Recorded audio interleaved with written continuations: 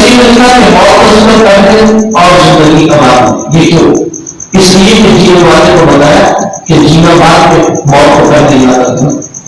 موت سامنے رکھ کر زندگی گزاری جائے گی، پھر آدمی کسی کا حق نہیں مارے گا. ورنہ آخرت پر یقین رکھیں گے، یعنی کسی آدمی کا وہ حق نہیں مانیں گے. اس لیے تو ہمیں پتا ہوگا کہ آخرت میں پائی پائی کا حساب چکانا ہے. اب بتائیے ان میں سے کوئی ایسا مسئلہ نہیں کیا ہوگا ہے ایمان کرنے سارے اور ساتھی کر کے ساتھ میں جن میں یہ بات بس آگے خدا تعالیٰ کے اندر بھی اب یہ ہدایت یافتہ ہے اپنے رب کی طرف سے. آخرت میں خدا کو ہم مجھے ہوں یہی لوگ کامیاب ہوں گے. اللہ تعالیٰ سے